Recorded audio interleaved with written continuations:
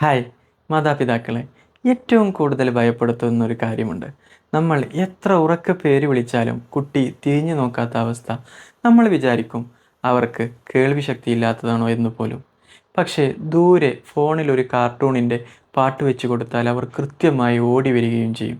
ഇത് കാണുമ്പോൾ നമ്മൾ നേരെ ഗൂഗിളിൽ പോയി സെർച്ച് ചെയ്യും. My child not responding to name. Google ആദ്യം തന്നെ കാണിക്കുന്നൊരു വാക്ക് ഓട്ടിസം എന്നായിരിക്കും. ഇത് കാണുമ്പോൾ നമ്മുടെ നെഞ്ചിരിപ്പ് കൂടും. ശരിക്കും പേര് വിളിച്ചാൽ നോക്കാത്തത് ഓട്ടിസത്തിൻ്റെ ലക്ഷണമാണോ, അതോ വെറും ശ്രദ്ധക്കുറവാണോ?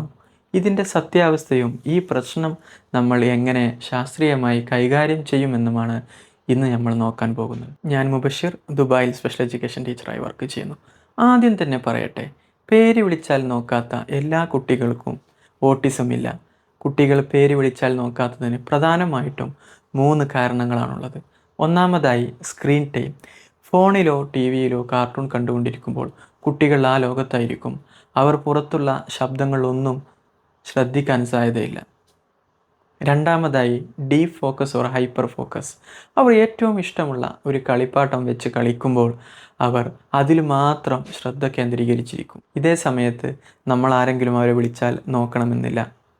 മൂന്നാമതായി ഓട്ടിസം. മറ്റ് കാരണങ്ങളൊന്നുമില്ലാതെ കുട്ടി വെറുതെ ഇരിക്കുമ്പോഴും 1.5-2 വയസ്സായിട്ടും പേര് വിളിച്ചാൽ തിരിഞ്ഞു നോക്കുന്നില്ലെങ്കിൽ അത് ഓട്ടിസത്തിൻ്റെ പ്രധാനപ്പെട്ട ഒരു റെഡ് ഫ്ലാഗ് ആക്കാം.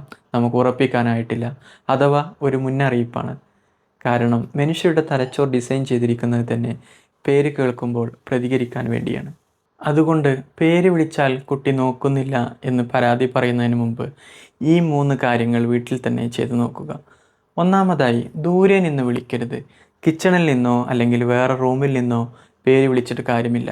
അവരുടെ അടുത്തേക്ക് പോയി മുട്ടുകുത്തി അവരുടെ കണ്ണിൻ്റെ ലെവലിൽ നോക്കിയിരുന്ന് തോളിൽ പതുക്കെ തൊട്ടുകൊണ്ട് വിളിക്കുക. രണ്ടാമതായി, മുഖത്തിന് നേരെ കളിപ്പാട്ടം പിടിക്കുക. കുട്ടിക്ക് ഏറ്റവും ഇഷ്ടമുള്ള ഒരു കളിപ്പാട്ടം നിങ്ങളുടെ മുഖത്തിന് നേരെ, കണ്ണുകൾക്ക് നേരെ പിടിച്ചിട്ട് അവരുടെ പേര് വിളിക്കുക. അപ്പോൾ കളിപ്പാട്ടം നോക്കുന്നതിനോടൊപ്പം അവർ നിങ്ങളുടെ മുഖത്തേക്കും നോക്കും. നോക്കുമ്പോൾ തന്നെ ആ കളിപ്പാട്ടം അവർക്ക് കൊടുക്കുക. ഇതൊരു പോസിറ്റീവ് റീഇൻഫോഴ്സ്മെൻ്റ് ആണ്. എൻ്റെ പേര് കേൾക്കുമ്പോൾ നല്ല കാര്യങ്ങൾ എനിക്ക് സംഭവിക്കുന്നു എന്ന് അവരുടെ തലച്ചോർ പഠിച്ചു വെക്കും. മൂന്നാമതായി, മറ്റ് റെഡ് ഫ്ലാഗുകളും കൂടി ശ്രദ്ധിക്കുക.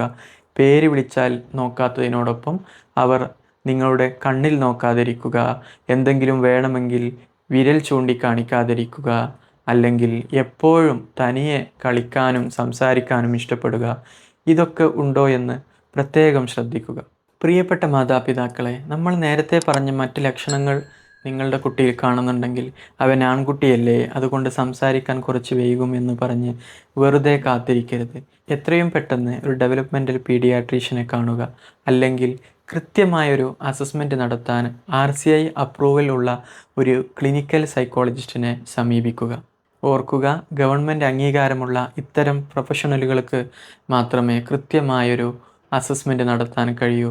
നേരത്തെ കണ്ടെത്തിയാൽ കൃത്യമായ തെറാപ്പികളിലൂടെ അവരെ നമുക്ക് വലിയൊരു പരിധിവരെ ട്രെയിൻ ചെയ്തെടുക്കാൻ സാധിക്കും. ഒരു കാര്യം കൂടി പ്രത്യേകം ശ്രദ്ധിക്കുക. ഓട്ടിസവുമായി ബന്ധപ്പെട്ട് ഞാൻ റെഫർ ചെയ്ത ആധികാരികമായ വെബ്സൈറ്റുകളുടെ ലിങ്കുകൾ താഴെ ഡിസ്ക്രിപ്ഷനിൽ കൊടുത്തിട്ടുണ്ട്.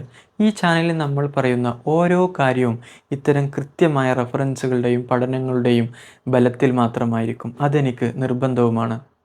അതുകൊണ്ട് അതിനി ഞാൻ എടുത്തു പറഞ്ഞില്ലെങ്കിൽ പോലും ഏത് വീഡിയോ കാണുമ്പോഴും ആ ഡിസ്ക്രിപ്ഷൻ ബോക്സ് കൂടി ഒന്ന് ചെക്ക് ചെയ്യുന്നത് നിങ്ങൾക്ക് എപ്പോഴും കൂടുതൽ അറിവ് ലഭിക്കാൻ സഹായിക്കും.